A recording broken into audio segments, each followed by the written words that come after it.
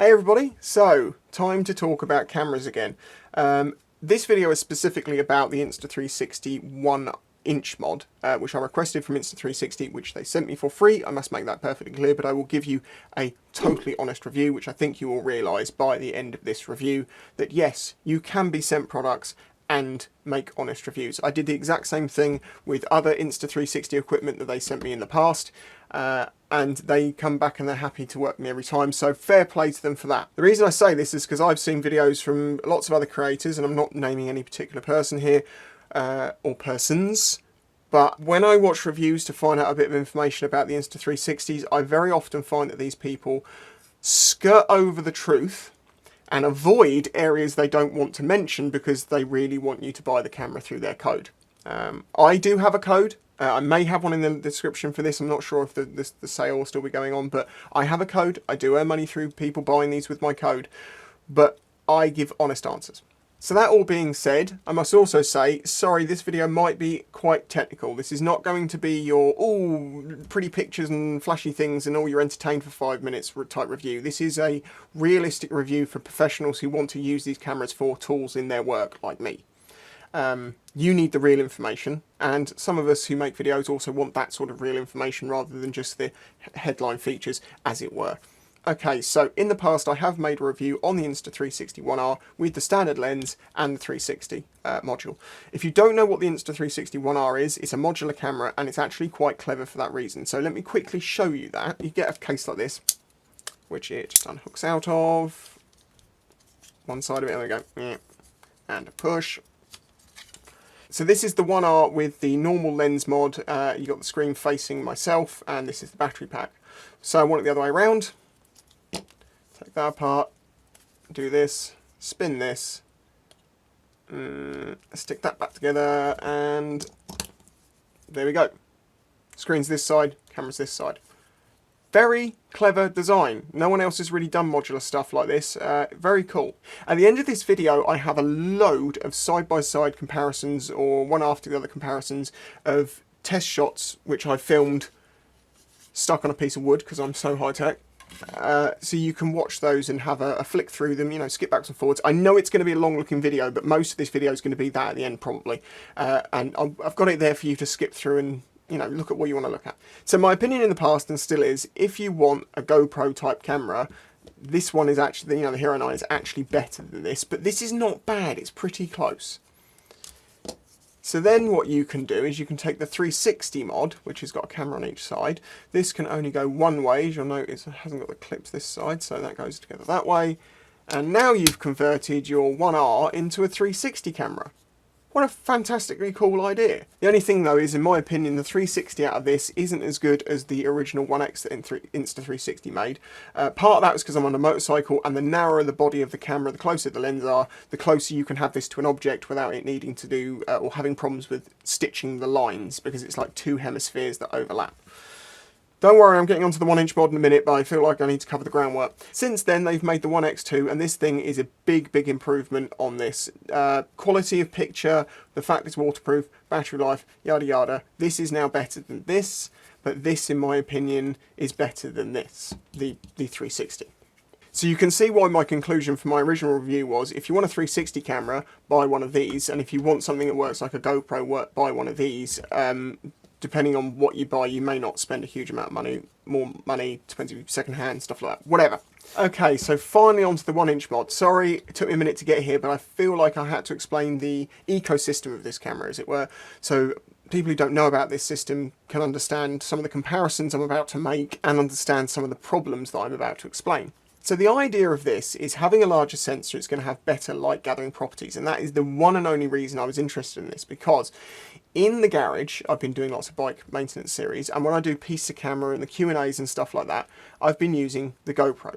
It does it well, but it struggles a bit with light, and also it has pretty bad fisheyeing unless you reduce the field of view from its super view down to something a bit more narrower to give you, you know, your straighter edges so you're not getting your bowedness in the shot.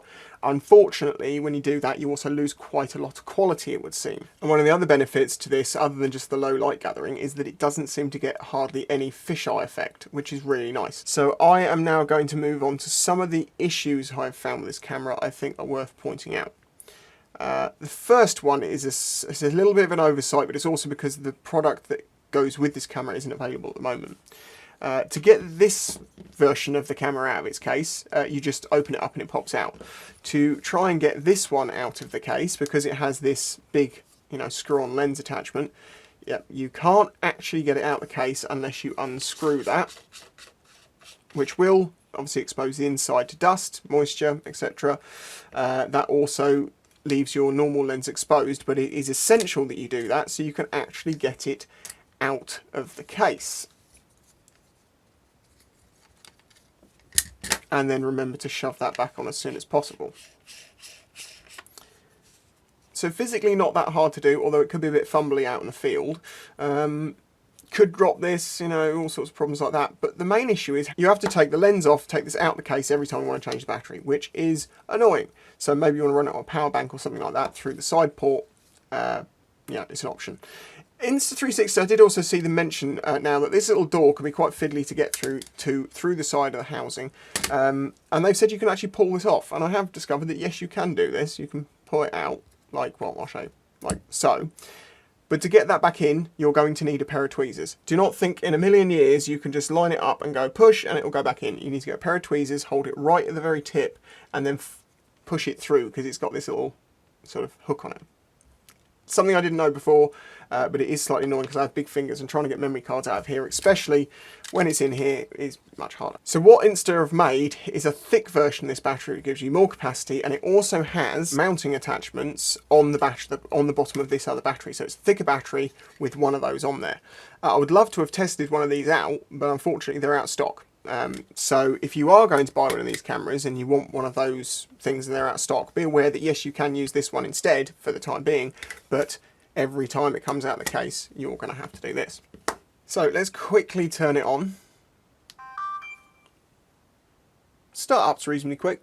If you want to change your settings, you go to this one down here. It's a touch screen. It is quite a small screen and I have giant fingers, but I actually find this one slightly easier to use because it's a little bit more responsive than the larger screen on the GoPro, which just recently won't listen to my finger much. I'm like really having to press on it. These are all the recording settings, and let me just show you a few interesting things. Okay, so in 1080p, we can do 24 frames a second, 25 frames a second, 30, 60, 60, 120. If we go to 2.7K, now I record everything pretty much in 2.7K 60. That's what I want to record at. I don't want any higher than that myself, but I do want 60 FPS at 2.7. And that's fine in this because you've got 2.7K up to 60 FPS, but there is a caveat to that, which I'll get to in a minute. Okay, so then 4K, 24 frames a second, 25 frames a second, 30 frames a second, up to 60 frames a second. Cool. And then 5.3K in 24, 25, or 30 FPS. This is in Pro mode, and this is something that should be mentioned about all the Insta360 cameras. If you're recording something in Pro, this means you accept that you are going to take the footage off of here in its raw form, put it into the Insta360 software, make your changes to flow state stabilization, so that's the stabilization, whether you want to remove grain, the output size, all of that sort of stuff, and then you export that out of that program, which is the equivalent of rendering. Depending on what you asked it to do and how big the files are, that can either be a few minutes or quite a lot longer. If it's like a big long file, it's like 4K and you're asking it to do loads of stuff like grain removal and color plus and all that sort of stuff, it really elongates it out. But it works, so that's fine. So an alternative to this is you use a mode called Basic, and this gives you a raw file, well not a raw file, sorry, a file which you can put straight into an editor and edit straight off. But in doing that, you lose a few things. So the 4K only goes up to 25 FPS, 2.7K will only do 30, 1080 is only doing 30. Wow, I didn't realise it only did 30, and wow, that really is... Am I seeing this right, that 60 is not available with anything in basic mode? Okay, that's really not great. I didn't know that until now. 60 FPS is kind of a requirement. However, with this lens, I will say, because you don't want to use this for fast moving stuff, because the stabilization is not as good as this, even as this. it's, as I say, it's more for static uses. Anyway, it's fine because I can do pro mode and do everything I do. So, okay, this is where I am going to show you a piece of footage because this is something, my biggest qualm with this camera is this fact. This is 2.7K at 30 FPS in the garage. Okay? This is 2.7K at 60 FPS in the garage. Field of view just cropped by a significant amount, and I don't know why. When you change frame rates in the GoPro, it doesn't seem to change field of view too much, or at all that I've noticed. It does still do it with this lens to an amount, but when I tested it with this, it was like, wow, that's actually quite a lot. In 30 FPS, if I filled the frame with an 18-inch ruler, so, you know, 18-inch ruler side to side, and then I kept the camera in the same position and put it to 60 FPS, it went from seeing 18 inches of that ruler to 11 inches of that ruler, which makes it about a 30% crop, 34% crop, something like that, which is quite a bit. And it's annoying because it means you either get 30 FPS wide or 60 FPS narrow, or narrower. Now that is something I have not seen another reviewer from the reviews that I've seen mention. They all go on about how, you know, nice the slower frame rates are and stuff like that, but they haven't actually mentioned, well, there's a reason you don't want to go to 60 FPS because it goes. However, as I say, if you're using this as a stationary camera, 30 FPS is actually perfectly usable and perfectly fine. It's only 60 FPS that you need when you start having a lot of fast moving things. But when I'm using multiple different cameras and I'm using them in 50 or 60 FPS depending on what settings I've got them in. I mean, the GoPro actually runs in 50 FPS, not 60 because of the settings I have for the anti-flicker, which is something I'll get onto in this in a minute. You know, I want everything to be on the same settings, but it's not the end of the world. Right, anti-flicker. The GoPro is actually quite good at detecting flicker, and you can change its settings so you don't get any of it, you know, change what region you're in, as it were, and it changes it from 50 FPS to 60 FPS and things like that. You can do the similar things in here, but I found a really weird situation where with the anti-flicker on this, it would work for one light but not for another light, and I got flickering really badly, and then I tried playing the settings and then it went away and it came out. But I just found, unlike some other cameras, like this struggled working out what was what at times. But when it has worked it out, or when I had the right settings, it worked fine. And as I say, there are parts of videos, particularly working on my X-J6 towards the end of the series, that you may notice that there is this different shot that looks different from all the other ones because it isn't all fish-eyed and everything, and it's because I was using this. I hope you can now understand why this has been such a difficult video to work out how to do, because this is great in some circumstances, but not in others. And there's so many caveats because it's like, well, you can have this, but you can't have that. And well, if you've got this, you can't get that. But I do think the footage from this looks very nice, mostly in a static position, mostly in lower light conditions. It is better than using my GoPro, without question, for me. So it depends on how you buy this camera as to whether this is good or not, because it can only do one thing really well. If you already own one of these and you're like, I would like to still use this camera, but I want something a bit more quality, less fisheying, stuff like that, for more static stuff, landscaping, walking around stuff, vlogs maybe, this is better than that. There is no question about that. Compared to the 9, the image between these two is similar. Most of the infrastructure of this and the system, you know, you'd be able to use it straight off the camera and all that sort of stuff. The GoPro is better. There might be some slight sharpness improvements in this. There might be a bit more light in the dark areas slightly, but for me it's not close enough. I would rather go for this myself, which I previously said. However, if you don't own a 360 camera and you would like to have a 2-in-1 type thing, it works. And you know, that one of these and one of these I think is more expensive than one of these at this point. It's hard to say. So if you already have this kit, this is a more appealing option because it's going to be less expensive because you just have to buy the camera unit itself. But if you don't have that other kit, this lens alone is a little bit limiting because it's not like you can, you know, with this you can use it statically, you can use it on a motorcycle, it's absolutely fantastic at fast-paced action. This isn't fantastic at that. The stabilisation isn't good, as good and things like that. It wasn't designed for it. I think you're starting to understand now why this is so difficult to give you good answers, because there's so many caveats to everything, because if you do one thing and if you have one thing you don't have another thing you can do and you can't do. Now, I tend not to mention actual prices in videos because they fluctuate with time, and if a video is a year old and the price the person sees is completely wrong from a big reduction they've done on the item, it's misleading them at that point, so I don't give actual prices. But I will say that these Insta360s are not cheap. They are quite expensive cameras, even compared to the GoPro.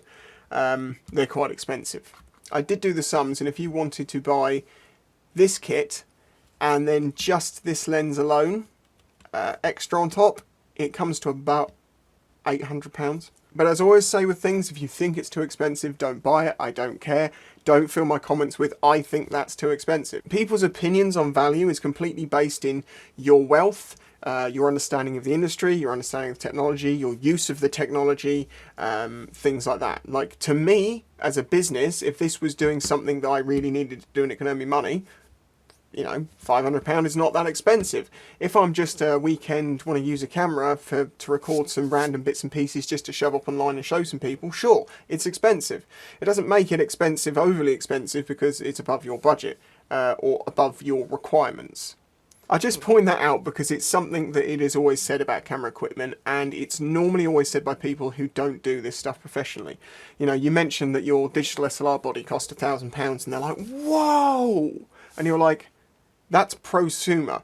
If I was getting professional kit, I'm paying £4,000, £5,000, £6,000, £7,000, £8,000, £9,000 a body. And then they're like, whoa, how could it possibly... If it's not your industry, it's not your industry.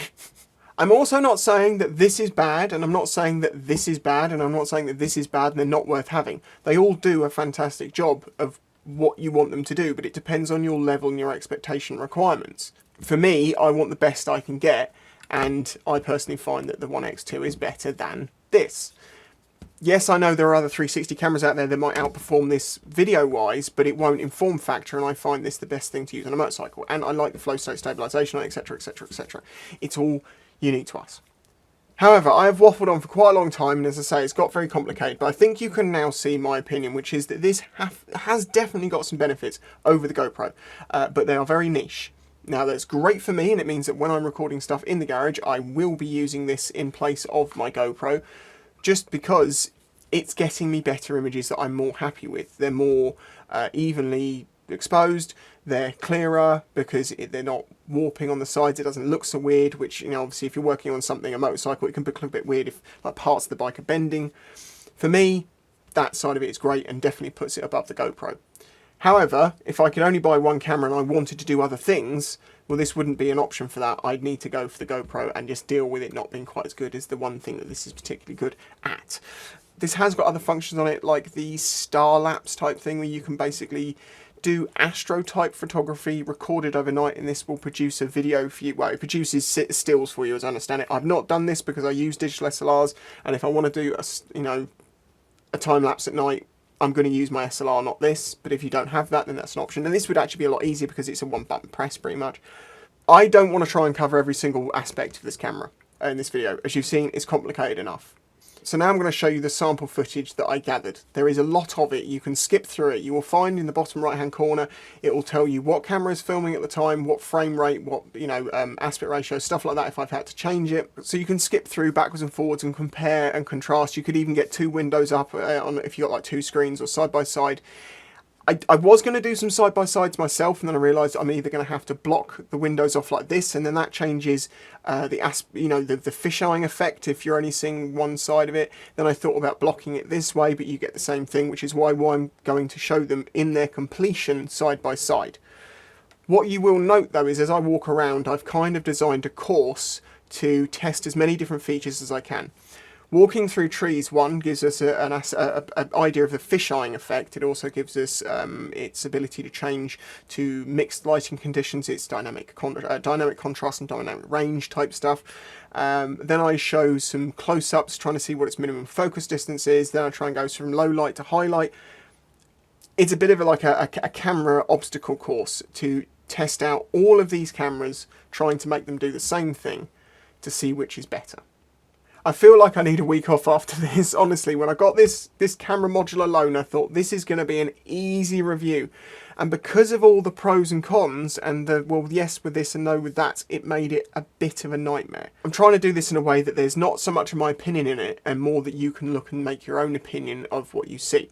Now, I will mention here, all of the footage that was filmed has now been rendered out at 60 FPS 2.7K. So although it might have been filmed saying 5.7K, it's going to show you it in maximum of actually 1440p on YouTube. The reason for this is, well, I can't do 5K on YouTube anyway, so that means the 4K, 5K test is a problem.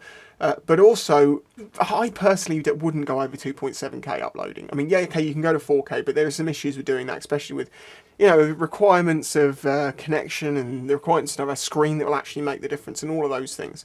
So, can you actually compare 5.7K and 4K in 1440p, even though it's not showing its full resolution? I believe yes, because if there is jitteriness because of the 4K or there's not so good stabilization, that will still show.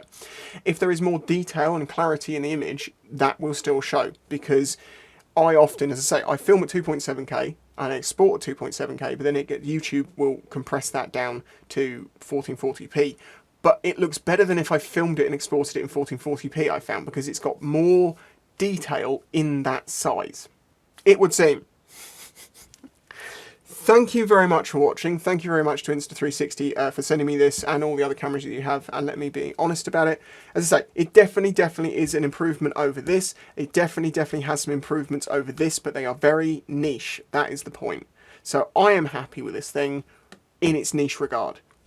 Totally depends on what angle you're coming in at this as to what is going to work better for you in the long run.